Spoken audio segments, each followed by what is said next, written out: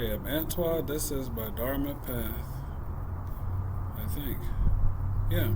This is my Dharma path. When I rose from my Samādhi, today the silence didn't stay behind.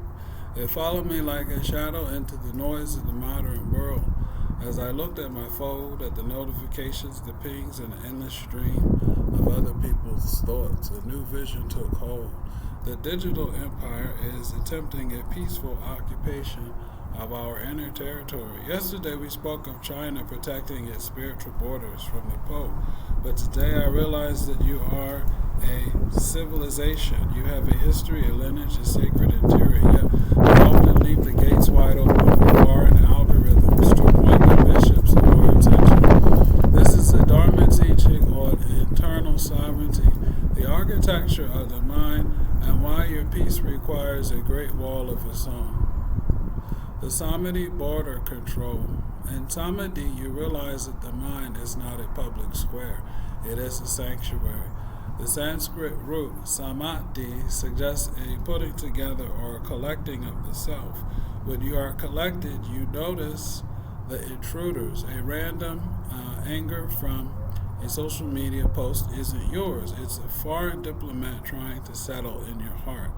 A digital anxiety isn't your nature, it's an external merchant selling you a lack of peace. Samādhi is the moment you realize you have the right to refuse entry.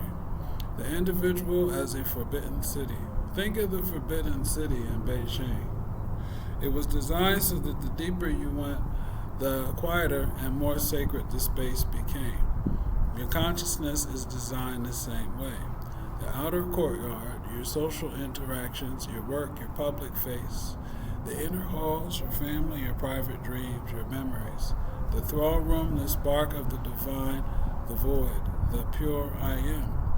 The tragedy of the modern age is that we have turned the throne room into a marketplace. We have allowed the global algorithm to sit where the sage should be. Why we give away our sovereignty? Why do we let the foreign powers of the internet govern our moods? The fear of emptiness, we mistake silence for a lack of content rather than a fullness of being. The colonialism of attention. Companies aren't just selling products, they are colonizing your time, the only currency the soul actually possesses. Somebody's trying to steal your time. They're trying to unalive you. Victoria Hunter said that. Lost lineage, just as China clings to Taoism and Confucianism to stay Chinese, we often forget our own spiritual DNA, our unique values, and adopt the lowest common denominator of the internet. The hypothetical. If you reclaimed your throne, imagine if for one day you treated your mind with the same sovereignty China treats its borders. Diplomatic protocol.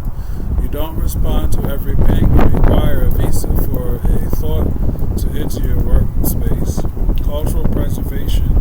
You spend more time with your ancestors, the books and philosophies that built you, than with the tourists, the trending topics of the hour. The ritual of the gate. You decide that your morning and evening belong to your own governance, not to a Silicon Valley server. Dialogue, the algorithm and the meditator. Imagine the algorithm meeting the meditator at the gate of the mind. The algorithm, I bring you the world. I have news, outrage, the endless novelty. The mediator, I have the world right here in the rise and fall of my breath. The algorithm, but you will be left behind. You won't know what is happening. The mediator. I know what is happening in the only place that matters, the present moment. Your news is old the moment it arrives. My peace is ancient and always new. The algorithm, let me in. I will make you feel important. The mediator, I am already the emperor of this breath. I need no foreign control. The insight and I Ching. The I Ching, hexagram 24, is fu, or return. It teaches that after a period of outer activity, there must be a return to the root. It says going out and coming in without error. Friends come without blame. the speeds you can engage with the world. You can go out into the digital empire, but only if you have a home to return to. If you don't have a sovereign interior, you aren't going out, you are just lost. I'm Antoine, this is my Dharma path.